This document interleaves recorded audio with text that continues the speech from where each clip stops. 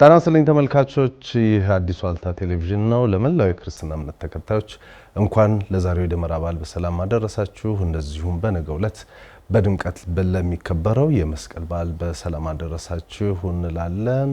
በዓሉ የሰላም የጤናና የደስታ እንዲሆንላችሁም እንመኛለን። ፕሮግራሙ አጀንዳ ፕላስ ነው። አጀንዳ ፕላስ ዛሬ የተለየ የበዓል ቆይታ ያደርጋል። ለበዓል ቆይታችንም እንግዳ ገብዘንላችኋል። እንግዳችን ጥቁር እንግዳ የሚባል ነው። ከሰሜን አሜሪካን የመጣው አክቲቪስት ነው። በተለያዩ ሀገራዊ ጉዳዮች ላይ በራሱ የማህበራዊ ትስስር ገጾች ላይ ሀሳቡን ሲያካፍል እናውቀዋለን። በተለይ ደግሞ የቀድሞ የሀገር መከላከያ ሰራዊት አባል እንደመሆኑ መጠን ከሀገር መከላከያ ሰራዊት ጋር የተገናኙ ሀሳቦችን ሲያንሸራሽር የሀገር መከላከያ ሰራዊትን ሲደግፍም እናውቀዋለን። እንግዲህ በዛም መነሻነት የሀገር መከላከያ ሰራዊት በቅርቡ የክብር አባል ካደረጋቸው ኢትዮጵያውያን የመገናኛ ብዙሃን ሰዎች መካከል አንዱም ነው። በቅርቡም በራሱ ተነሳሽነት ለሀገር መከላከያ ሚኒስቴር የበላይ ፊልድ ማርሻል ብርሃኑ ጁላ የራሱን ስጦታ ሰጥቷል። ከሱ ጋር ከበዓል ጋር የተገናኙ ከሀገር ጋር የተገናኙ ከዳያስፖራ ጋር የተገናኙ ጉዳዮችን እያነሳን አብረን እንቆያለን። እናንተም አብራችሁ እንድትቆዩ በአክብሮት እንጋብዛለን። እስጢፋኖስ አበራ ነኝ። እንግዳችን ማን ነው የሚለውን ከመሸጋገሪያ በኋላ ስንመለስ አስተዋውቃችኋለሁ። አብራችሁ እንድትቆዩ ግን በድጋሚ በአክብሮት እንጋብዛለን። መልካም በዓል እንዲሆንላችሁም እንመኛለን። አጀንዳ ፕላስ ከመሸጋገሪያ በኋላ የዛሬውን እንግዳውን ይዞ ይመለሳል። እንደ ሁሉ ጊዜው ይህ አዲስ ዋልታ ቴሌቪዥን ነው። ይህ አጀንዳ ፕላስ ነው።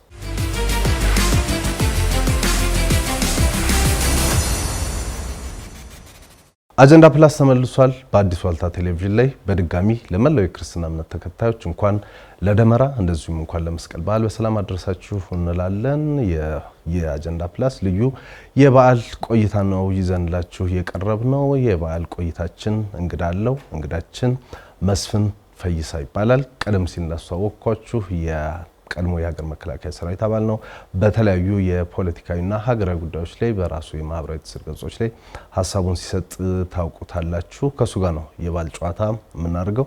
ይህንን የበዓል ጨዋታ እንድትከታተሉን በአክብሮት እንጋብዛለን። መስፍን እንኳን ደህና መጣ። እንኳን አደረሰ። እንኳን አብሮ አደረሰ። አዲስ ዓመትም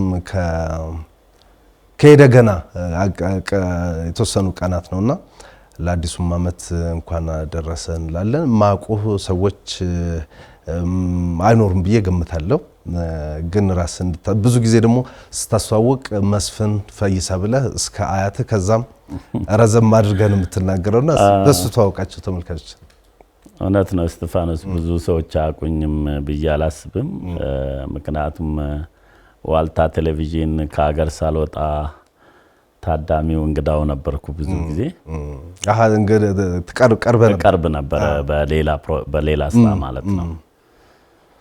ስለዚህ ለማያውቁኝ ግን ስሜ መስፍን ፈይሳ ሮቢ ይባላል።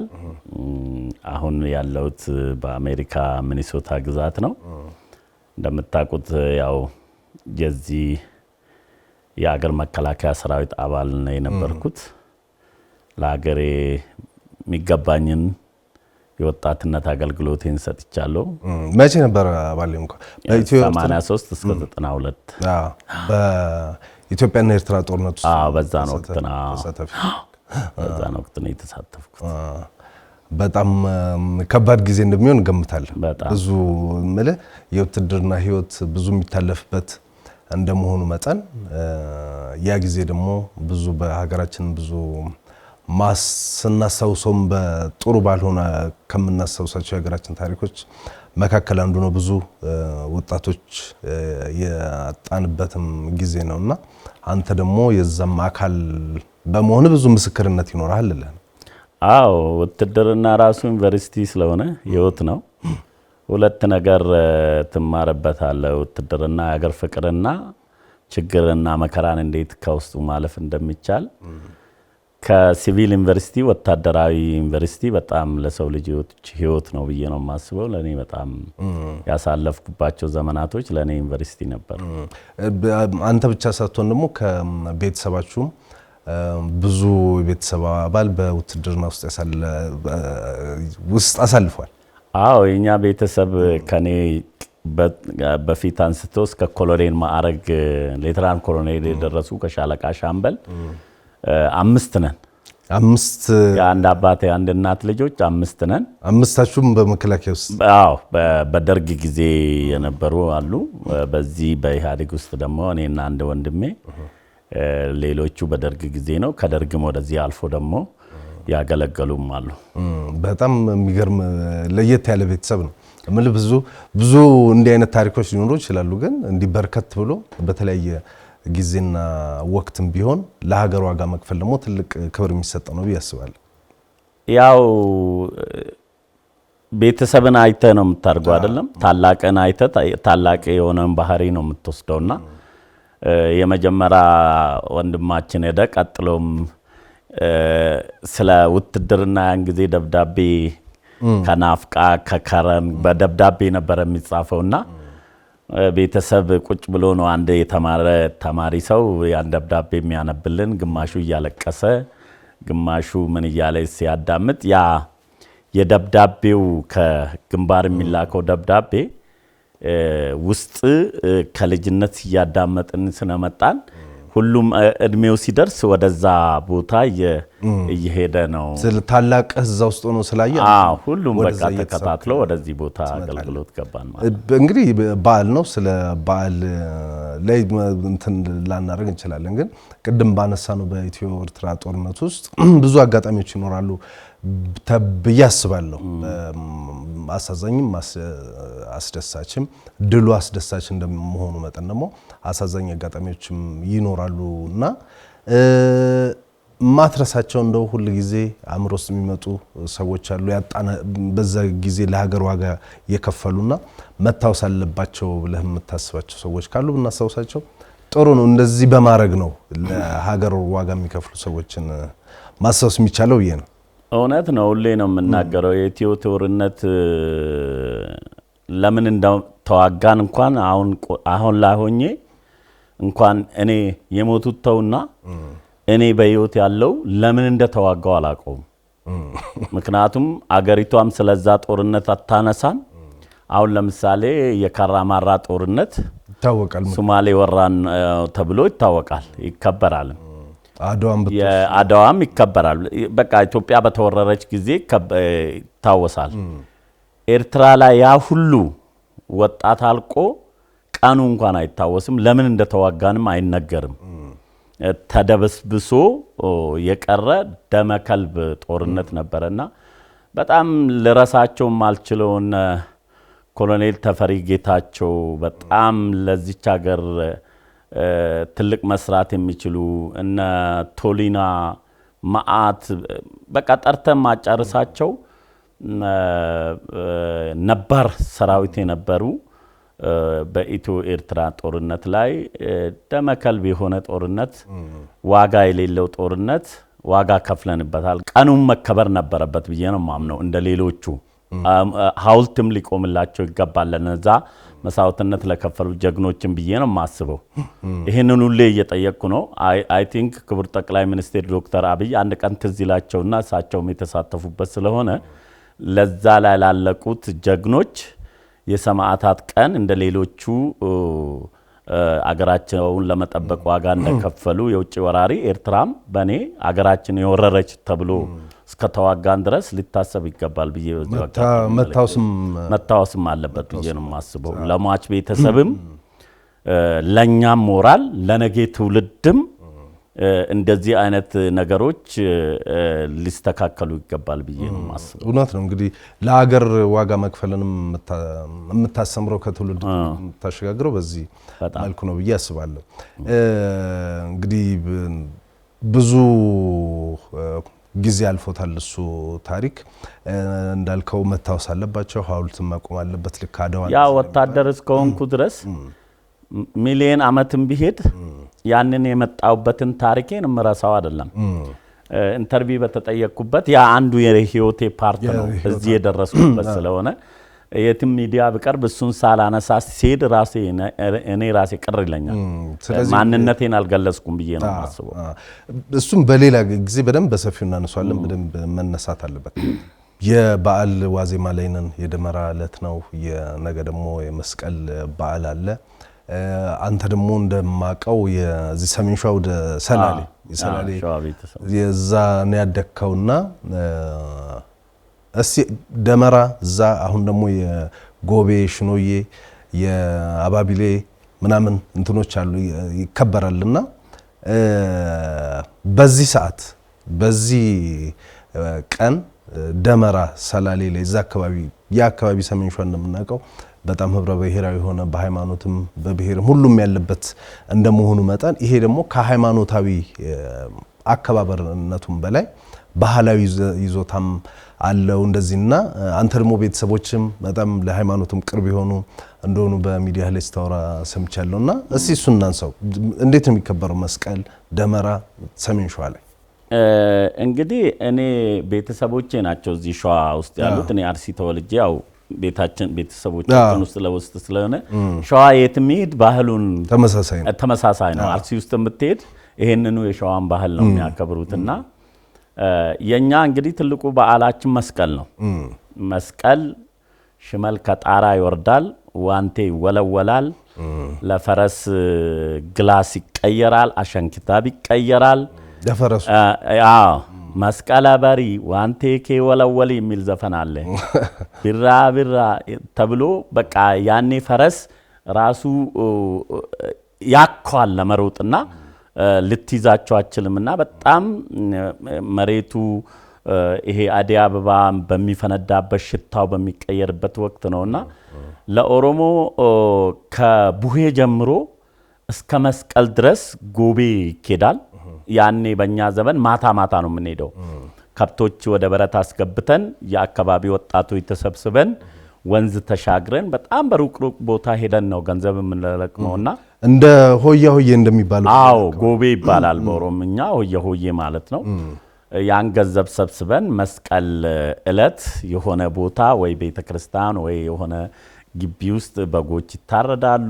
ከሰዎች ጋር ተሰብስበን ከሽማግሌዎች ጋር ተመርቀን ለሚመጣ ዓመት ያድርሳችሁ ተብለን መስቀል ላይ እንዘጋለን ማለት ነው። እና እኔ በጣም ነው የተጫወትኩት። በጣም ፈረስ መጋለብ ስለነበረ ዱላ በጣም ነው የምወደው ከልጅነት ጀምሮ። እና አሁን ይሄ ባህል ቀርቶ ነበረ።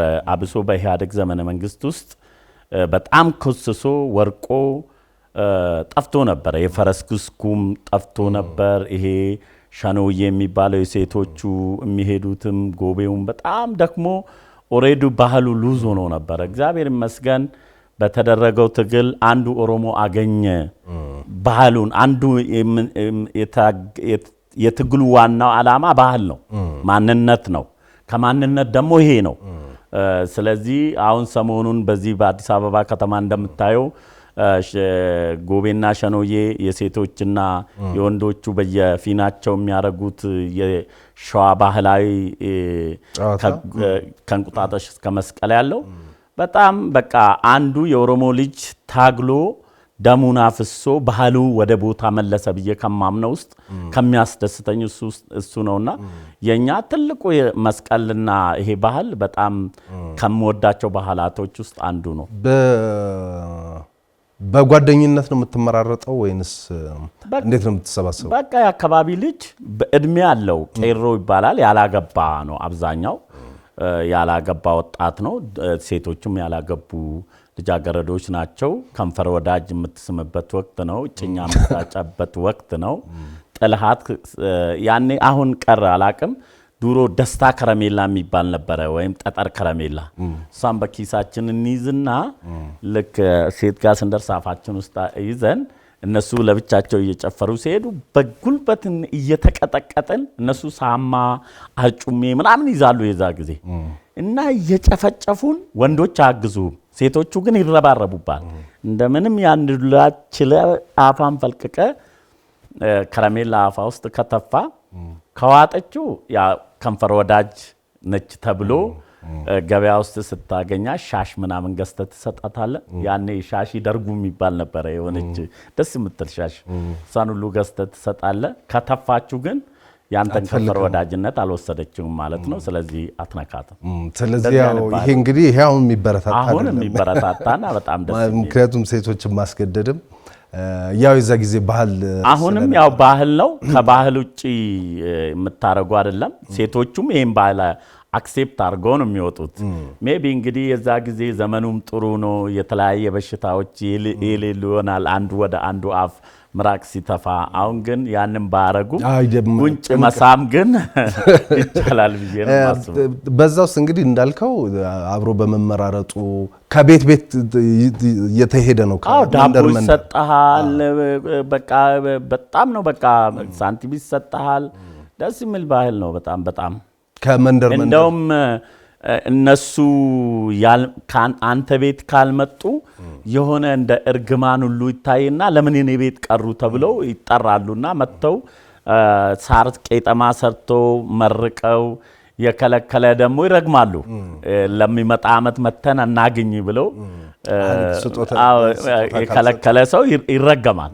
እንደዛ አይነት ባህሎች ነበሩትና አሁን ያንን እዚህ ከተማ ውስጥ እያሳዩ ነው። በጣም ደስ የሚል እንግዲህ የደመራ በዓል የባህላዊ ገጽታ እንዳለው ደግሞ ሃይማኖታዊም ነገር ነውና እስቲ ምን ይመስላል አርሲ ውስጥ?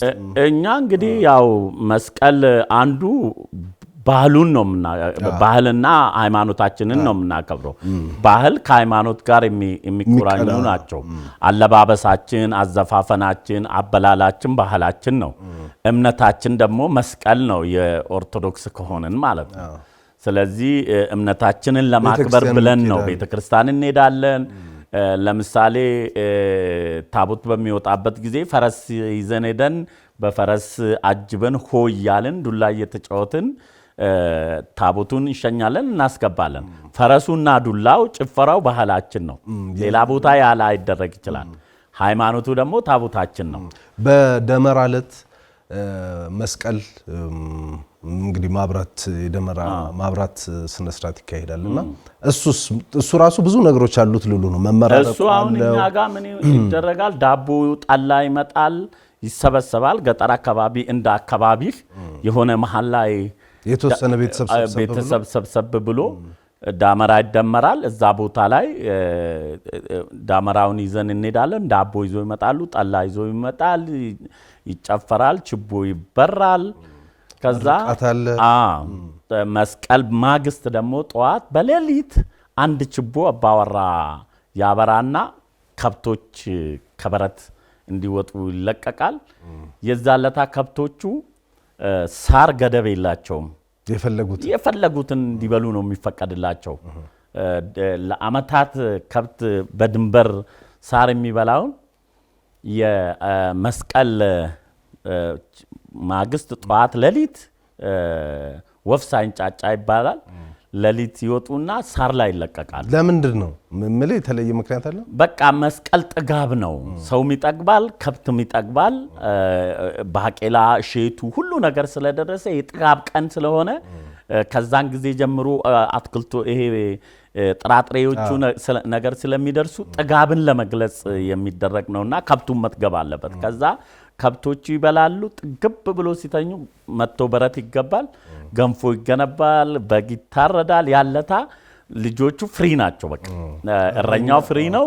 ኳስ ሲጫወቱ ነው የሚውሉት፣ ሲዘፍኑ ነው የሚውሉት። እንደዛ ነው መስቀል የምናሳልፈው። አመጋገብስ እንግዲህ አሁን ክትፎ ምናምን ይባላል። አሁን በጉራጌ በስናይ ሌሎች አካባቢዎችም እንደዚህ ያለና በእናንተስ አካባቢ ያው ተመሳሳይ ገንፎ ነው። ለመስቀል ትልቁ ገንፎ ነው የሚገነፋው። በግ ይታረዳል። በአመት አንድ ጊዜ አንድ መለኪያ አረቄ የምንጠጣው በመስቀል ነው። ድሮ ለምን ሌላ ጊዜ አረቄ አንጠጣም፣ ክልክል ነው። ገንፎ በልተን ቅባት በልተን አባታችን ጋር እንቆምና እሱ ይቀዳልናል። ከዛ መለካውን ይዘን ማሽተት አይቻልም። ካሸተትክ ሰካራም ነው የምትሆነው። ስለዚህ ልክ ሲሰጥ አይንን ጨፍን ይባላል። ይሰጣል። ጥንጥዬ መለካ ነች። እሱ ነው ሞልቶ የሚሰጠው። ጭው እያደረግን በተራ ወደ ውጭ እንወጣለን። ቅባት የበላነው ነገር እንዳንታመም እንደዛ ያደርጋል ማለት ነው። እንደዛ ያደርግ ነበር። የኛ አለባበስስ የተለየ አለባበስ አለው? አባቶች ሊሆን ይችላል፣ እናቶች፣ ልጃገረዶች፣ ወጣቶች ሰው እንግዲህ በአካባቢው እንዳቅሙ ነው የሚለብሰው። እንደዚህ አንድ አይነት ወጥ ልብስ አይለበስም። በገጠሩ ደረጃ ያለው ቦቲውንም ሸራውንም ጋቢውንም ቡልኮውንም ለብሶ ዋና ተሰብስቦ የዛን ቀን አብሮ መብላት አብሮ መጠጣትና እንኳን ከክረምት ወራት ወደ መኸር ወይም ወደ ብርሃን አወጣህን የጨለማ ዘመን ይሄ ሐምሌ ነሐሴ አብሶ በገጠር አካባቢ ወንዞች ይሞላሉ። ቤተሰብ ደግሞ ሩቅ ነው ያለው።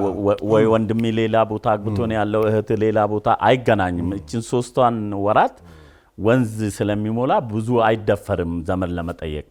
ልክ ከመስቀል በኋላ ነው እንግዲህ ቤተሰብ መገናኘት የሚጀምረውና በጣም የደስታ በዓል ነው መስቀል በኋላ። ከዛ በኋላ ደግሞ ሙዚቃውም ጭፈራውም ወደ ሰርግም አሁን እውነት ለመናገር መስቀል ላይ አዳዲስ ዘፈኖች ይወጣሉ ገጠር ውስጥ።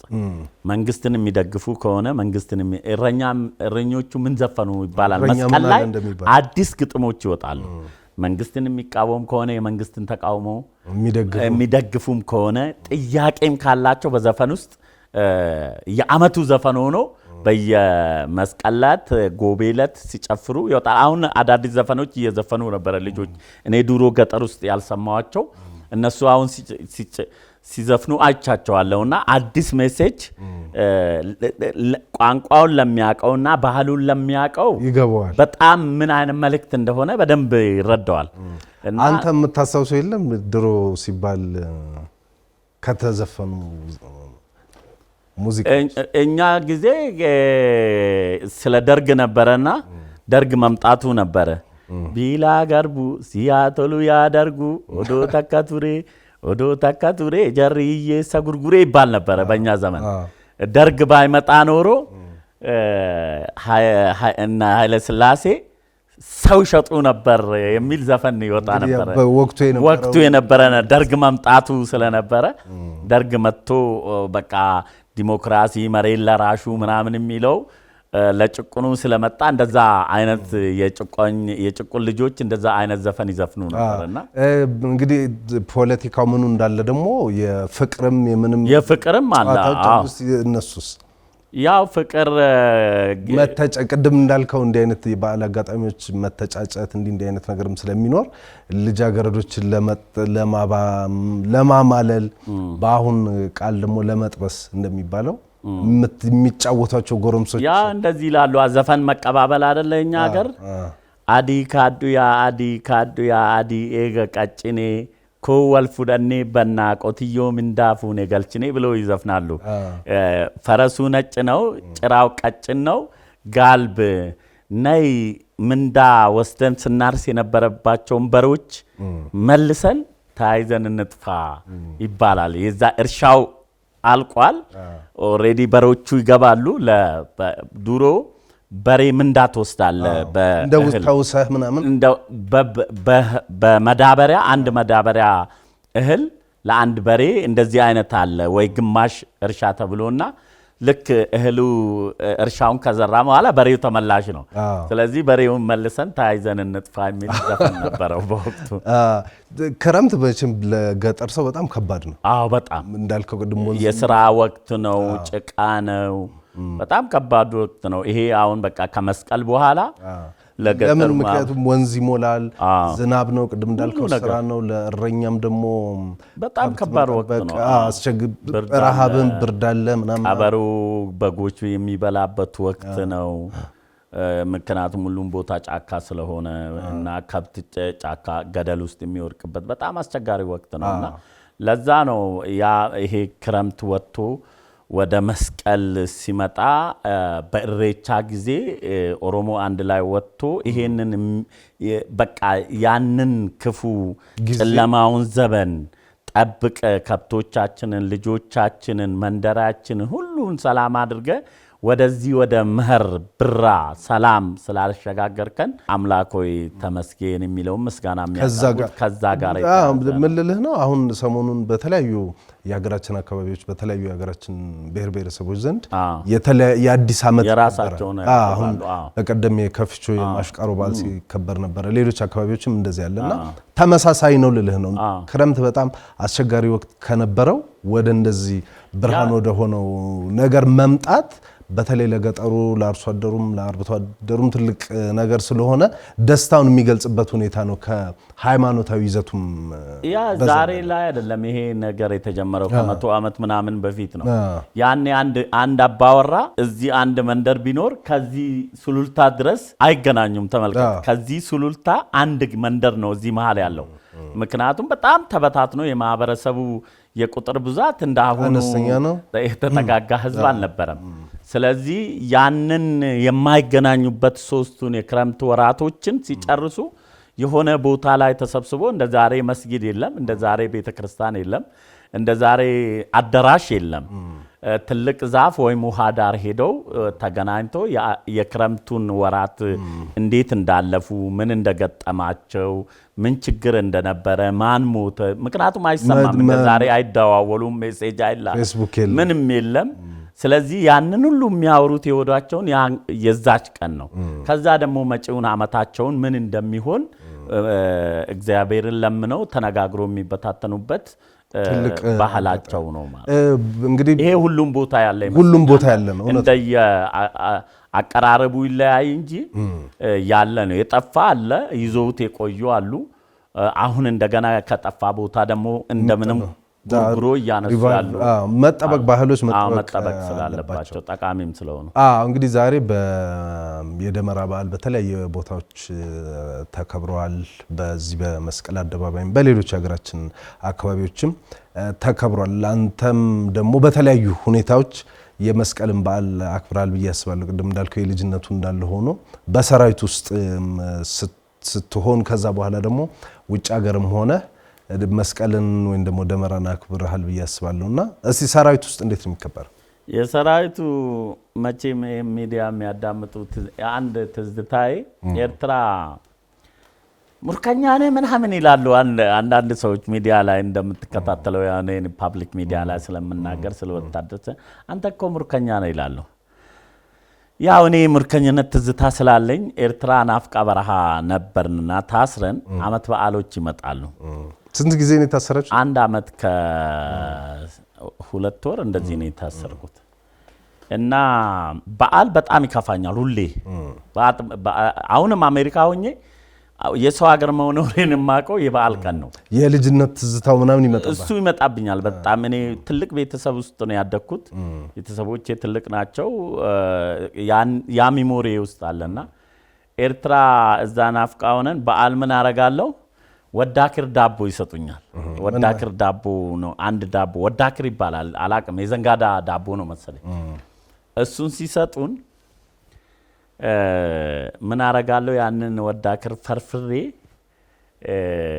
ጀሪካን ትንሽ ጀሪካን ፈልጌ ሱካር ሲሰጡን ምን የመሰለ ጠላት ነበረና ጠበል እያልኩኝ በሲኒ እያልኩኝ ነበረና የሆነ ሜሞሪ በቃ በዓል ነገር ማድረግ በጣም ደስ ይለኛል። በቃ እሱ በቃ ባልበላ ባልጠጣ ሁሉ ቤቴ በቃ ሁሉ ጊዜ በዓል ቀን ደስ እንዲለኝ እፈልጋለሁ በጣም። በዛች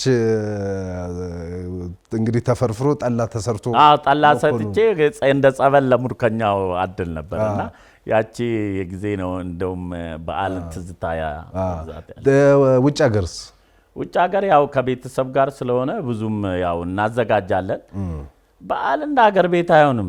እዚህ የዳቦ ሽታው፣ ኩበቱ፣ የከብቱ ጠረኑ ስንቱ እንዴ ያኮ ነው የሚያስለቅሰን። ሀገር ቤት የሚያስለቅሰን የምንበላ የምንጠጣው ነገር ውጭ ሀገር ቆሎብን አይደለም።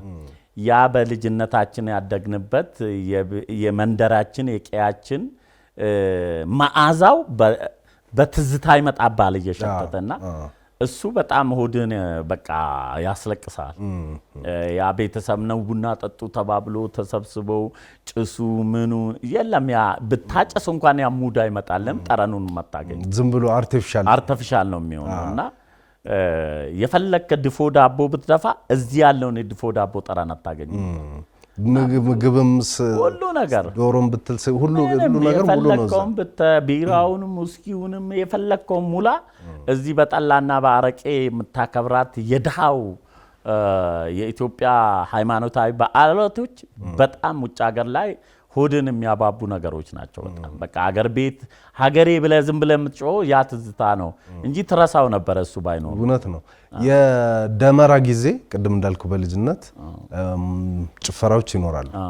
ምንድን ማወደስ ነው ይገባኛል፣ ወይ ደግሞ እንኳን ተሸጋገርን ነው ይገባኛል። እና እስቲ የማትረሳው የደመራ ሙዚቃዎች፣ የመስቀልም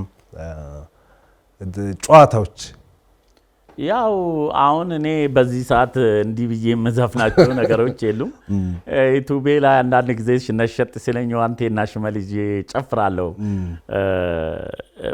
አሁን እንደዚህ ብዬ ብዘፍን የሚመጣልኝ ነገር የለም፣ ግን ብዙ ጨፍረናል። ብዙ ጨፍር ያለው ትዝታው አለኝ። እኛ ያኔ ዱላ በጣም ቡድን እንከፋፈልና የአንድ አካባቢ ልጆች በቃ እንደ ጥል ነበር የምንቀጣው። ግን ሰው ይጎዳል እኮ አይደለ? ይጎዳል፣ የሚፈነከታል፣ እጁ ይሰበራል። በጣም ያው ይሄ መመከቻው ደግሞ እኛ ጋር ደግሞ አሁን ልክ ከብት መስቀል ዳመራ በርቱ ጧት ከተበላ በኋላ ሜዳ ላይ ፈረሶች ይወጣሉ። ጉክስ ነው በቃ የፈረስ ጉክስ አለ። በጣም ኃይለኛ የፈረስ ጉክስ አለ። እሱን ነው በቃ ይጋልባል። እኛ ልጆንን ዘንግ የሚወረውሩትን ዘንግ ለቅመን ለቤተሰብ ዘመድ ለሆነው ለምንቀርበው ፈረሰኛ ዘንግ እንሰጣለን መልሶ እንዲያባረርበት። ጥሩ እኮ በዓል እኮ ነው እሱ። በጣም አሁን አይ ቲንክ ቀርቶ ነበረ። የኦሮሚያ ባህልና ቱሪዝም እንደገና ወደ 5000 ሰንጋ ፈረሶችን አደራጅቶ ባለፈ አመት አክብሮ አይቻለሁ። እሱ በጣም የቀረና በጣም ሁል ጊዜ የሚቆጨኝ ነበር። አሁን በጣም ወደ ቦታው እየተመለሰ ነው ብዙ ነገሮች። እንግዲህ ከሀገር ከወጣ በኋላ ስንት አመት ሆነ? 14 አመት ሆነ። በውጭ ሀገር በተለያዩ የፖለቲካ እንቅስቃሴዎች ውስጥ ትግል ታደርግ ነበረ። ከዛ በኋላ ለውጡም ከመጣ በኋላ ወደ ሀገር በተደጋጋሚ እየተመላለስክ ነው። አሁን ደግሞ እንግዲህ 2 ወር አካባቢ ሆነ ከመጣህና የመጣህበት ጊዜ ደግሞ የዚህ ኮሪደር ልማት ተብሎ አዲስ አበባም አዲስ መልክ የያዘችበት ነውና እሱን በማህበራዊ ሚዲያ ላይ ስታስተዋውቅ ተመልክቻለሁና እንዳልከው የምትኖረው አሜሪካን ሀገር ነው፣ ሚኒሶታ ግዛት እንዳልከውና የአሜሪካን ከተሞች ታውቃቸዋለህ እና አሁን እዚህ ደግሞ የሚሞከረው ነገር አለ። እንዴት አየኸው? የአዲስ አበባንስ መልክ ከመቀየር አንጻር እዛስ ሀገር ያሉ ከተሞች እና አሁን አዲስ አበባ የሚሰራው ስራ እንዴት አየኸው ልልህ ነው። እኔ ድሮም ከሀገር ሳልወጣ አሜሪካ ደርሼ እመላለስ ነበረና አሜሪካ ውስጥ የሆነ መናፈሻ ምናምን ወስዶ ሲያሳዩን ሀገር ሰርቀ ወደ ሀገር አታመጣም፣ በአይነት ሰርቃለ። ግን መቼ ነው ኢትዮጵያ ውስጥ እንደዚህ አይነት ነገር የምናየው የሚል ቁጭት ነበረኝ እኔ ድሮም ከሀገር ሳልወጣ።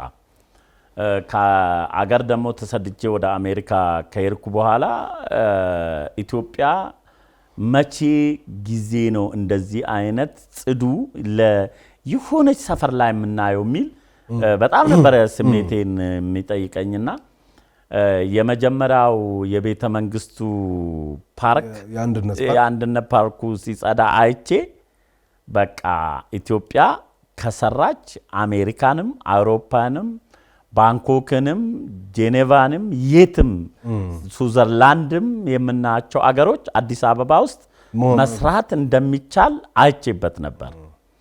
ይሄኛው ደግሞ አዲሱ ኮሪደር ልማት የፈረሰ ቀን እዚህ ነበርኩ። የሚያፈርሱት በዶዘር ሲጀመር ፈራው። እነዚህ ሰዎች አገር አፍርሰው ክረምት ነው ወቅቱ፣ እንዴት ሊሆን ለፖለቲካ ፕሮፓጋንዳ ራሳቸው ላይ ክብሪት ሊለክሱ ነው አገር አፈረሱ ብሎ ፖለቲካ የሚሰሩ ቡድኖች ላይ እውነት ነው አፈረስን ለማለት ፈልገው ነው።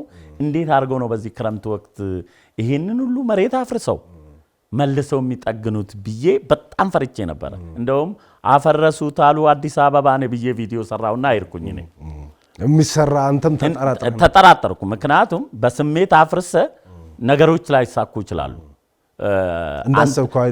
መሪው ይሰራል ብሎ ሊያቅድ ይችላል። መሪ ብቻ አይደለም ሀገር የሚገነባው ከአካፋ ከሚቆፍረው ሰራተኛ ጭምር ለዛ ፕሮጀክት ቆራጥነት መኖር አለበት። ስለዚህ ፍርሃት ይኖራል። አንዳንድ ጊዜ በወታደር አመራሩ ይህን ጠላት እንደመስሳለን ብሎ ያምናል። እሱ ውስጥ ያለው ኦኔ ቆራጥነት አለ። አመራሩ አይደለም ጠላትን የሚወጋው፣ እግረኛው ነው የሚዋጋው። እግረኛው እንደ አንተ ቆራጥ ካልሆነ ያንን ያሰብከውን ጠላት ላደመስስ ትችልና አንተ ልትወርቅ ትችላለህ። ስለዚህ ኮሪደር ልማትን በስሜት አፍርሰ መሪ ብቻ ስለሆንክ ካንተ ጋር ያሉ ቲሞች አንተ የምትፈልገውን ነገር ካልሰሩልህ የምትወቀሰው አንተ ነህ። ፈራው እንዴ ይሄንን ሁሉ ከስር እንኳን ሰርተው ቀስ ብሎ ሌላ አይሰሩም እንዴ ብዬ የፍርሃት ቪዲዮ ሰርቼ ሄድኩኝ። 3 ወር ከምናምን 4 ወር 3 ወር ከ15 ቀን ተመልሼ ስመጣ አላመንኩም። አልቆ ነው ወይስ ሲሆን አርቲፊሻል ነገር ነው የቀቡት ነው ያልኩት። ልክ ውጪ ብልጭልጭ ነገር ህዝብ ሊያታልሉ ነው ብሎ ፕሮፓጋንዳ እንደሚሰሩ ራሳቸው እኛ ብልጭልጭ ሰፈር ነው ላስ ቬጋስ ሄደን የምንዝናናው። ላስ ቬጋስ የምትባለው ከተማ ምንም የላትም፣ ላይት ነው ያለባት። እንደዚሁ ነው የሆነ ቮልካኖ ነገር ሰርቶ በአርቲፊሻል የሚፈነዳ ውሃ የሚረጅ ሰዓት ጠብቆ ለዛው ሰዓት ጠብቆ ይተኩሱታል። ያኔ ህዝብ ተጨብጭቦ ውሃ ይላል፣ ፎቶ ይነሳል። ለዛ ቱሪዝም ከተማ ናት ላስ ቬጋስ። እኛ አበሻዎች ከሌላ ስቴት ወደ ሌላ ስቴት ሄደን እዛ ላስ ቬጋስ እንዝናናለን። አዲስ አበባ አሮጌ ከተማ ናት፣ ፕላን ጠብቃ የተገነባች አይደለችም። አዲስ አበባ ከተማን ለልጆች ንጹህ ከተማ ለማድረግ ከፈለክ ሀብታሙ ምስት ለማግባት ዱባይ ሄደው ፎቶ ይነሳና የዱባይን ፎቶ ቤት ውስጥ ያደርጋል። ድሃው ግን ሸራተን አጥር ስር ነበረ ሄደው ፎቶ የሚነሳው። ለድሃው ማህበረሰባችን አዲስ አበባ የነሱ ከተማ ከሆነች እነሱንና ነገ ከመሬት የሚወጡትን ትውልድ የሚመጥን ከተማ ለመገንባት ከሆነ አባቶቻችን እንዳደጉት ሀገሮች ፕላንና ከመጀመሪያው ጽዱ መንገዱ ሰፊ ያለ ዛሬ የማናፈርስ ከተማ ለ100 ዓመት ለ2 ዓመት አቀዶ ኢንጂነሮቻችን በዛ ወቅት ቢያስቀምጡልን ኖሮ ዛሬ የሚፈናቀል ማህበረሰብ አይኖርም፣ የሚፈርስ ግድግዳ አልነበረም።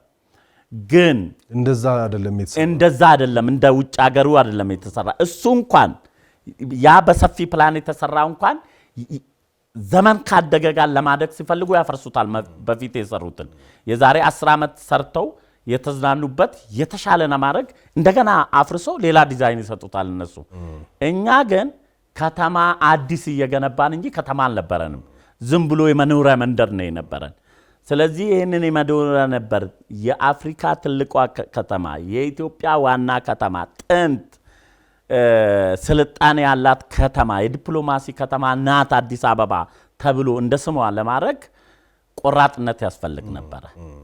ያ ቆራጥነት በኮሪደር ልማቱ ፈርሶ በአጭር ጊዜ በጥራት ተሰርቶ ማለቅ ለሀገሩ ምቀኛ ያልሆነ በስተቀር ስርዓቱን ማዕድ ደካማ ጎን አለው፣ ልትተቸው ትችላለህ። ማንም ወርቅ ስርዓት የለም ዓለም ላይ። ግን መልካም ነገር አንተ ልጆችን አውሮፓና አሜሪካ ስትኖር እሁድና ቅዳሜ ስራህን ስታዝናና እዚህ ያለው የደሃ ልጅ ዛሬ የተሰሩበት ቦታ ህፃናቶቹን ሄዶ ማየት ነው። ይሄንን የሚቃወም አይምሮ ያለው ሰው ያው የኢትዮጵያ ፖለቲከኝነት ምቀኝነት ነው። ምቀኝነት ደግሞ ሀገራቸው ላይ ነው። መሪ ዛሬ የሆነ ነገር ይመራል፣ ወይ ያጠፋል ወይ ጥሩ አሻራ አስቀምጦ ይሄዳል። ጥሩ አሻራው ይዘነው እንቀጥላለን፣ መጥፎ አሪያው እናስቀራለን። ስለዚህ እኔ የተሰራው መሰረተ ልማት ኮሪደር ልማት ሞር ህዝቡም አሁን እየገባው ነው። ያው የኢትዮጵያ ህዝብ ሰርተስ ከምታሳየው ድረስ ስለሚጠራጠር የመጀመሪያ ጊዜ አዲስ አበባ ወጣት አትነሳም ወይ ላይ ሊያፈርሱ ኦሮሞማ ሊተኩብህ ነው የሚለውን እንዳልሆነ በተግባር አይቷል። አሁን እኔ በጣም ደስተኛ ነኝ። ሌላ ሀገር ሄድኩ ሁሉ ነው የሚመስለኝ። አንዳንድ ጊዜ ድሮ አዲስ አበባ ኤርፖርት ወርደህ አብሶ ማታ ስትመጣ ልክ ከቦሌ ስትወጣ የሆነ እዛ ያለውን ብርሃን አይተህ ልክ ወደዚህ ወደ አገር ስትመጣ አገር ስለሆነ ስለምታውቃት እየደፈርክ ትገባለህ እንጂ የሆነ ገጠር ከተማ የምትገባ ነው የሚመስል። አሁን ግን ከቦሌ ኤርፖርት ወደ ስካይላይትን ይዘህ ወደ ከተማ ስትመጣ ልክ አውሮፓ ሌሎች ሀገሮች ላይ የምታየውን የከተማ ስታንዳርድ ታይበታል። ተመሳሳይ ነገር ታያለ። እንግዲህ አንተ ብዙ ጊዜ በማህበራዊ ሚዲያም ላይ ስታነሳ የምመለከተው ከሀገር ጋር የተገናኙ በተለይ ከሀገር መከላከያ ሰራዊት ጋር የተገናኙ ስራዎችን ትሰራለህ። የክብር አባልም ነህ። የስንት ጊዜ ሆነ እሱ? አመት ሆነ? ገና አልሆነ። አመት አልሆነ። ከፊልድ ህዳር ላይ ነው። አንተን ጨምሮ ሌሎችም በሚዲያ የምናውቃቸው ሰዎች እንደዚሁ የክብር አባልነት ተሰጥቷቸዋል። ከፊልድ ማርሻል ብርሃኑ እጅ ነው ያ ስጦታ ሽልማቱ ቅና የተሰጣችሁ። አንተ ደግሞ በቀደም ለመልሰህ ለፊልድ ማርሻል ብርሃኑ ስጦታ ሰጥታል። አንደኛ እንዴት አሰብከው? ሁለተኛ ምንድን ነበረ ስጦታው? ሶስተኛ ምን አሉ እሳቸው? ጥሩ እንኳን አነሳልኝ ይህን ጉዳይ። እኔ የክብር አባል ነኝ ብዬ ራሴን አላስብም። ወታደር ነኝ ብዬ ነው የማስበው። ስለነበርክም በፊት ስለነበርኩ ሜምበር ስለነበርኩ ወደ ስራው ተመለስኩ ብዬ ነው ራሴን የማስበው እንጂ አሁን ተዋጋ ሂድና የሆነ ምሽግ ግባ ብባል ግዳጅ የምቀበል ሰው ነኝ። አለ እንትኑም ኦኔውም አለ ሁሉ ነገር አለኝ ውስጤ እና እንደ ወታደር ነው ራሴን የምቆጥረው። ይሄንን ዋንቴ የኦሮሞ ትልቅ ለጀግኖች ጋሻ ማለት ነው። ጋሻው ነው የሚሰጠው በጣም ለጀግና ለሆነ ሰው ነው። ይሄ ከ9 ቅድመ አያቶቼ ወደኔ የመጣ ዋንቴ ነው። ከ9 ቅድመ አያቶቼ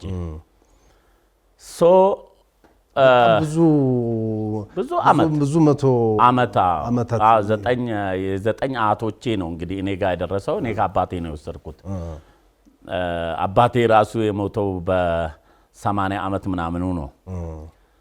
እኔ 54 ዓመቴ ነው። እሱ ሲደመር የአያቶቼ ሲደመር ብዙ በጣም ትልቅ ቅርስ ነው። ብዙ ጊዜ አብሶ እኔ የተወለድኩበት የኦሮሞ ሕዝብ የራሱን ጀግና የማክበር ባህል እየጠፋ መጣ። የኦሮሞ ሕዝብን ብቻ አይደለም። ክቡር ማርሻል ብርሃኑ ጁላ 40 ዓመት ነው ለዚህ አገር ያገለገሉት። ለኢትዮጵያ ሕዝብ ከቤታቸው ሲወጡ ኦሮሞን ነፃ አወጣለሁ ብሎ ከቤታቸው አልወጡ። ኢትዮጵያን እጠብቃለሁ ብሎ ማሰልጠኛ ገብቶ በልጅነታቸው አየር ወለድ ተምረው 40 ዓመት ፈንጅ ላይ ነው የቆሙት። የፈለገ ጥፋት ያጥፉ፣ የፈለገ ችግር ይኖርባቸው፣ እንዴት 40 ዓመት ስላገለገሉ ክብር አሰጥም? ሀገርን ላገለገሉ እኔ ቤት ተኝቼ ጥሩ ምግብ በልቼ ንብረቴ ተጠብቆ የሚያድረው እኮ ወታደር ውጪ ስለሚያድር እንጂ አታድርም። ስለዚህ ክቡር ማርሻል ብርሃኑ ጁላ ከኦሮሞ ቤተሰብ ነው የመጡት። የሚያገለግሉት ኢትዮጵያን ነው። የኔ አቋም ደግሞ ታውቃለህ፣ ኦሮሞ በላይ ኢትዮጵያ የለም። ኦሮሞ ኢትዮጵያዊነትን ጥሎ ሌላ የፖለቲካ አይዲዮሎጂ ፈልስፎ ነፃ ሊወጣ አይችልም። ስለዚህ እኛ የሚያምርብን ኢትዮጵያን የመምራት ቦታ ላይ ነው ጥያቄ ማንሳት ያለብን እንጂ ኢትዮጵያ የኛ አገር አይደለችም ብለን ኦሮሞን ጥያቄ መመለስ አንችልም። እዚህ ሀገር ለሀገር ሞተናል። አገር ውስጥ ተጨቆናናል። ከሌሎች ህዝቦች ጋር ኢትዮጵያኖች ጋር ሞተናል። እንደ ሌላው ኢትዮጵያዊ ደግሞ ተጨቆነንበታል። ስለዚህ ኦሮሞ ትልቅ ህዝብ ነው። ይሄን ትልቅ ህዝብ ሌሎች ብሔር ብሔረሰቦችን አቅፈ ዲሞክራቲክ የሆነችን ኢትዮጵያ ለመገንባት መታገል አለበት የሚል ነበረ ከመጀመሪያውም ጀምሮ የፖለቲካ አቋሜ። አሁን ክቡር ማርሻል ብርሃኑ ጁላ 40 ዓመት ሲያገለግሉ ዝም ብሎ በእጣ ፋንታ አይደለም ጀነራል የደረሱት። ተሰርተው እሳት ውስጥ ተነክሮ እየወጡ እየዳኑ ነው ስንቴ ቆስለው ለዚህ ሀገር እዚህ ቦታ የደረሱት። ስለዚህ ይሄንን ጀግንነት ሌላ ማድረግ ቢያቅተኝ ሌላ ነገ ጀግናን ኢትዮጵያ እንዲኖራት ያጥፋም ያልማም ውትድርና ቲምወርክ ነው። ማርሻል ብርሃኑ ጁላ ብቻ የሚወስነው ወይም የሚዋጋው የሚያስከብረው አገር የለም። ከተራ ወታደር እስከሱ ድረስ ቲምወርክ ነው። ለብቻቸው እሳቸው አገር ጠብቃለሁ አይሉም። ውትድርና ደግሞ ቲምወርክ ነው። ስለዚህ ወታደር ካጠፋ ሁሉም ወታደር ነው አብሮ የሚጠየቀው። ወታደር ከጀገነ ሁሉም ነው አብሮ የሚመረቀው። ስለዚህ በእሳቸው ስጦታ ውስጥ ሁሉንም ወታደር ነው ያከበርኩበት። ሁሉንም ወታደር ሁሉም መደረግ አለበት። ትልቅ ነገር ስላነሳ ነው እውቅና መስጠት ማክበር አብሶ ወታደርኛ ሀገር ዋጋ እንደሚከፍለው እንደሚቆስለው አይደለም። አንተ አንድ ወታደር እኮ ሲማረክ ሙርከኛ ብለህ እንዴት ትሰርበዋለህ? በጣም ከቤት አንተ ሀገርህን ለመጠበቅ ሳትወጣ እኔ ቆስዬ ተማርኬ ሙርከኛ ብለህ ካንቋሸሽከኝ ነገ የሚዘምት ወታደር ይኖራል? ሙርከኛ፣ መቁሰል፣ መማረክ፣ መሞት ሶስቱ የወታደር ስንቆች ናቸው። ትቆስላለህ፣ ትሞታለህ፣ ትማረካለህ። ይሄ ዓለም አቀፍ ሕግ ነው። የጄኔቫ ኮንቬንሽን ውስጥ ሙርከኛን አያያዝ እኮ በዓለም ላይ ስላለ እንጂ የኢትዮጵያ ወታደር ብቻ ስለሚማረክ አይደለም። እየጨረስንም እንድንሄድ አሜሪካ ምንድነው ልምዱ ወታደር ማክበር ላይ? ወዳጄ ወታደር ሬንጀር ለብሶ ስታይ ከተቀመጥክበት ተነስተህ ታንኪዩ ብለህ ነው የምታመሰግነው። አይሮፕላን ሲገቡ መጀመሪያ ሶልጀር ተብሎ ተጠርቶ እነሱ ናቸው ህዝቡ እያጨበጨበ የሚገባው። ይሄንን አገራችን ውስጥ መቼ ነው የሚመጣው ብዬ ሁሌ ነው የምመኘው። እኔ ወደፊት ስጋት ያለኝ አሁን ያለ ወታደር ሬንጀሩንና ማንነቱን ካላከበርክ ኢትዮጵያ በኢኮኖሚ ራሷን የቀየረች ቀን የሚዘምት ወታደር ያለ አይመስለኝም። ማክበር አለብን። የነገ ትውልድ አገር ጠባቂ እንዲኖረን ከፈለክ ዛሬ ቆስሎ ጡረታ የወጣውን ለኔ ነው ብለህ ነው የቆሰልከው ብለህ የከፈለልን ዋጋ እውቅና መስጠት አለብህ፣ መናቅ ሳይሆን። ስለዚህ እኔ ያንን በማስመልከት ነው የውስጤን ደስታ ለሳቸው የቅድሚያ አያቶቼ እኔ ጋር ያደረሰልኝን ሌላ ስጦታ ስለሌለኝ ለሳቸው ያንን ምን አሉ እሳቸውም አንደኛ እሺ ብሎ ይሄንን ፕሮግራም ፈቅደውልኝ እንድሰጣቸው ስለፈቀዱልኝ በዚህ አጋጣሚ ላመሰግናቸው ፈልጋለሁ። እሳቸውም የዋንቴ ክብር ያውቃሉ፣ ለማን እንደሚሰጥ ቦታውም ይመጥናቸዋል። እሳቸው ምን ያሉ ለኔ ለፈይሳ ሮቢ ቤተሰቦች ያ ዋንቴ ክብር ቦታ ነው የተቀመጠው። እኔ ብወጣ ለሚቀጥለው አገር መሪ ይሄ ነገር ይረከባል ነው ያሉኝ። ስለዚህ የአምስት ወንድሞቼ ሶስቱ በህይወት አልፈዋል። መታሰቢያም ለቤተሰቤም ስለሚሆን በክብር የሀገር ፍቅርነቴን ያቺን ለብሼ ያለቀስኳትን ባንዲራ አንድም ቀን ኢትዮጵያ ትጥፋ ብዬ ከአፌ ወጥቼ አላቅም። ብሰደብ እንኳን በተለያየ ጽንፈኛ አስተሳሰቦች ብሰደብ እንኳን አንድ ቀን ስሜቴ ተነግቶ አገሬን ሰድቤ ስለማላቅ ያ ኩራቴ ያ ማንነቴ እሳቸው እጅ ገብቶ በሳቸው እጅ ማረፉ በጣም ኮርቻለሁ። በጣም ደስ ብሎኛል። እንግዲህ የበዓል ጊዜ ላይ እንደመሆናችን መጠን ትንሽ ሀገራዊ ነገሮችን የምናንሳ በሚል ነው ይሄንን ያነሳ ነው። የሀገራችን ሁኔታ እንደምታውቀው አሁን ከዚህ ከቀይ ባህር ከአፍሪካ ቀንድ ከምናምን ጋር የተገናኘ ብዙ ነገሮች በየጊዜው ይነሳሉ፣ በየጊዜው ሲነገሩም እንሰማለን። ግብጽ እንደዚህ ልታረግ ነው፣ ልትወር ነው፣ ልትመጣ ነው፣ ልትሄድ ነው ሲባል ይሰማል። እሱ ይሰማሃል አንተ? እኔ 30 ዓመት ምናምን ነው ከውትድርና ጀምሮ የኢትዮጵያን ፖለቲካ ስሰማ ይኖርኩ። ከ18 ዓመት ዕድሜ ጀምሮ ኢትዮጵያ የውስጥ ጠላት የላትም። ምቀኛ፣ ክፉ ጎረቤቶችም አላማቶችም አላት። በየጊዜው ጊዜን እየጠበቀ የውስጥ ጦርነት የሚነሳው ኢትዮጵያኖች ስለተጠላሉ አይደለም፣ ወይም ኢትዮጵያ የምትባለዋ መሬት ሰርተን የምንበላባት ሞታ ጠባን አይደለም።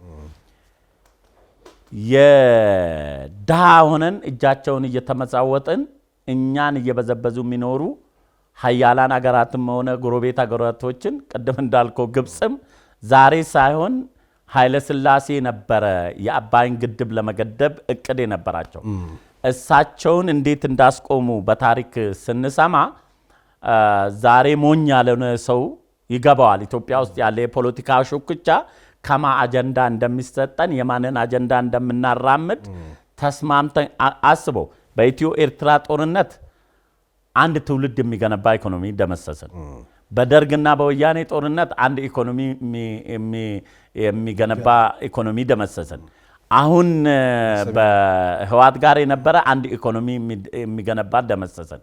አሁንም እየቀጠለ ነው። ስለዚህ እኛ ኢትዮጵያኖች ቆም ብለን ለምንድን ነው የምንገዳደለው? ማን ነው አጀንዳውን የሚሰጠው? ይኸውልህ ኢትዮጵያ ውስጥ 2 አክቲቪስት ማአት መንጋ ማስከተል ይችላል። አጀንዳውን ራሱ ክሬት አድርገው ሰጥቶክ እውነት ነው ብሎ እንድታጨበጭበ ያደርጋል። 2 ሰዎች ከየት እንደተነስቱ ምስጥሩን ያውቃሉ። ላንተ ግን የሚሰጡ አጀንዳ አንተ በማንነት ተጎርታል፣ አንተ እግር እኮ ጥቁር ተብላል፣ አንተ ነጭ ተብላል፣ እንዲህ ተብላል እያለ እያስለቀሰ እርስ በራስ እንድንገዳደል እነዛ አጀንዳውን ክሬት ያደረጉ ሰዎች ታዝበኝ አይሞቱም፣ ሞተውም አቁ። እስኪ አብዛኛው ኢትዮጵያ ውስጥ ያሉ የፖለቲካ ኤሊቶች አርጅቶ በበሽታ ካልሞቱ በስተቀር በፖለቲካ ትግላቸው ውስጥ ህይወታቸውን ያጡ አንድ ሰው ልትጠራልኝ አትችልም። ምክንያቱም አብዛኛዎቹ ክሬት የተደረገ ፖለቲካ ስለሚያራምዱ ማለት ነው። ስለዚህ ዙራችን የሚያንዣብበው ሊወረንም ባይወረንም ዛሬ የተጀመረብን ሳይሆን የእድገታችን የትናንትናው የነበረ ዛሬ ካላቆምን ወደ ትውልድም የሚሸጋገር ችግራችን ነው እና እንደዛ ነው ማስበው። እንግዲህ በተለያየ አጋጣሚ ከዚህ በፊት ጠቅላይ ሚኒስትሩንም አንተም አግኝታቸው ፎቶ አይቻቃለውና ጠቅላይ ሚኒስትር አብይ አሁን ስለ ሀገር ሲያወሩ በተለይ አሁን ካልነው ነገር ጋር ኢትዮጵያ በዚህ በአባይና በቀይ ባህር ላይ የግድ እነሱ 2ቱ ውሃዎች ኢትዮጵያን ይበይናሉ የሚል ነገር በተደጋጋሚ ሲያነሱ ሰምተናልና ምናልባት አንተም ስታገኛቸው ታወራላችሁ ብዬ አስባለሁ እንደዚህ አይነት ሐሳቦችንና እንግዲህ ህዳሴ ላይ ማነው አባይ ላይ ህዳሴን ሰርተናል። ቀይ ባህር ላይ ሳንወጣ እኛ መቀጠል እንችላለን እንደ ሀገር? እኔ ዶክተር አብይን ከወደድኩባቸው እና እንድከተላቸው ካደረገኝ ዋነኛው ነገር ጠቅላይ ሚኒስትር ከሆኑ በኋላ የሚናገሩን ንግግራቸውን አይደለም። ገና በወጣትነታቸው ኢህአዴግ ፖለቲካ ውስጥ እያሉ ኢትዮጵያ ምን ማሳካት እንዳለባት ብለው በህልማቸው ውስጣቸውን የነበረውን ለኢህአዴግ መሪዎች ለኢህአዴግ ጀነራሎች ሲያስረዱ የነበረው ምኞታቸውን ነው ማየው።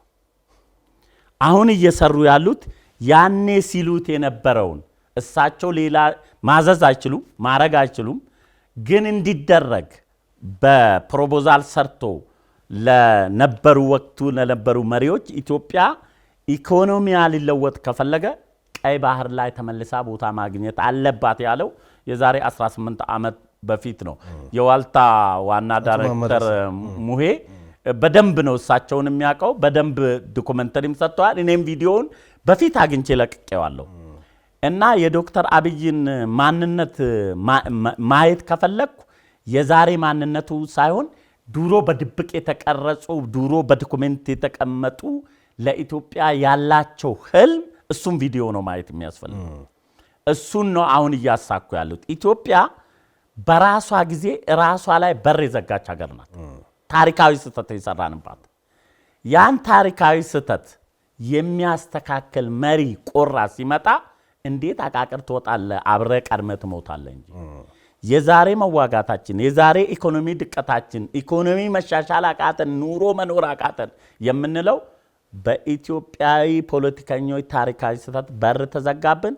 ያ በር እስካልከፈትን የፈለግነውን ብንዳከር ኢትዮጵያ ከድህነት አረንቋ የመውጣት እድሏ ለልጆች የሚተላለፍ እንጂ በዚህ በቅርብ ጊዜ የሚታይ አይደለም። የጨረስን ከአዲስ ዋልታ ዋና ስራ አስፈጻሚ ጋዜጠኛ መሐመድ ሐሰን ጋርም ስታወሩ ነበርና በፊትም ሐሳብ እንለዋወጣለን ስል ነበር። እሱም እንዲህ አይነት ጉዳዮችን ዶክመንት ያደርግ ነበር እንዳልከው ጠቅላይ ሚኒስትሩ በፊት የተናገሯቸውንም ነገሮች ያነሳ ነበርና እንዳልከው ዛሬ መጣ ጉዳይ አይደለም ለለ ሙሄ ጠቅላይ ሚኒስቴሩ ላይብራሪ ነበረ ሆነን ለመናገር የሙሄ ኢትዮጵያ ላይ ያለው ህልም በራሱ ፐብሊክ ሚዲያ ያካሄድ ነበርና ሙሄ ውስጥ ያለው ቅንነት ከጠቅላይ ሚኒስቴሩ የተጋባ ኢትዮጵያዊ ማንነት ነው ብዬ ነው የማስበውና እኔ በጣም እሳቸውንና ሙሄን ለይቼ የማይበት ነገር የለኝም። እንግዲህ ሰዓት ስለጨረስን በዓል ላይም ስለምንገኝ ዛሬም ደመራ ስናከብር ነበረ። ነገ ደግሞ የመስቀል በዓል ይከበራል። የት እዚሁ ነው የምታከብረው? ቤተሰብ ጋር ነገ ሄዳለሁ። ከዛ የኛ ደግሞ ኦሮሞ ሁሉም በመላ ዓለም መጥቶ የተጠፋፋውም የተነፋፈቀውም የሚገኝበት የሳምንቱ ኢሬቻ ደግሞ እሱ በጉጉት አክብሬ ወደ ሚኒሶታ እመለሳለሁ። ስለዚህ በመጨረሻ እንግዲህ እንዳልከው ደመራም አለ መስቀልም አለ ከፊት ደግሞ የኢሬቻ በዓል አለ። ስለዚህ ለምትፈልገው ሰው እንኳን አደረሳችሁ በልና እንግዲህ መጀመሪያ ለአገር መከላከያ ሰራዊት በየበረሃው በየተራራው በየሸንተረሩ እቺን አገር ውለን አድረን በሰላም እንድንኖር ከእግዚአብሔር በታች ደምና አጥንታችሁን ጠብ አድርጋችሁ ለምትጠብቁት የመከላከያ አባላትና ሌሎችም እንኳን ለብርሃነ መስቀሉ በሰላም አደረሳችሁ ማለት እፈልጋለሁ። እንዲሁም ለእምነቱ ተከታዮች መላ የኢትዮጵያ ሕዝብ እንኳን አደረሳችሁ ማለት እፈልጋለሁ። ለዋልታም ለመላ የኢትዮጵያ ሕዝብ የትም አገር ላለ የሰላም የፍቅር የአንድነት የቅንነት በዓል እንዲሆንልን ምኞቴን እንገልጻለሁ። እሺ መስፍን፣ እኛም እንግዲህ እንኳን ለደመራም ለመስቀልም ለኢሬቻም በዓል በሰላም አደረሰን እንላለን። በዓሉ እንዳልከው በሰላም የጤና እንዲሆንልን ከነ መላ ቤተሰብ እንመኛለን። ተመልካቾች ስትከታተሉት የቆያችሁት አጀንዳ ፕላስን ነው። በአዲስ ዋልታ ቴሌቪዥን ላይ የበዓል ዋዜማ ላይ እንደመሆናችን መጠን ልዩ እንግዳ ጋብዘን ነበር ቆይታ ያደረግነው ከመስፍን ፈይሳ ጋር። የሀገር መከላከያ ሰራዊት አባል ነው። በተለያዩ ሀገራዊ ጉዳዮች ላይ በማህበራዊ ሚዲያ ላይ ሀሳቡን ሲያካፍል ታውቁታላችሁ። የአውድ ዓመት ጨዋታ ነው ከመስፍን ጋር ያደረግነው። የተለያዩ ሀሳቦችን አንስተናል። ከበዓል ጋር የተገናኙ ከሀገር ጋር የተገናኙ ሀሳቦችን አንስተናል። እንግዲህ በድጋሚ መልካም በዓል እንዲሆንላችሁ በእኔም በመስፍንም በአዲስ ዋልታ ስምም እመኛለሁኝ። አስተያየቶች ካሉ ሀሳቦች ካሉ ብትሰጡንም ደስ ይለናል። ለማንኛውም በያላችሁበት መልካም በዓል እንዲሆንላችሁ እንመኛለን። አጀንዳ ፕላስ በሚቀጥለው ጊዜ ከበዓል በኋላ ተመልሶ ይመጣል። እስከዛው በያላችሁበት መልካም በዓል መልካም የደመራ የመስቀል በዓል እንዲሆንላችሁ እንመኛለን።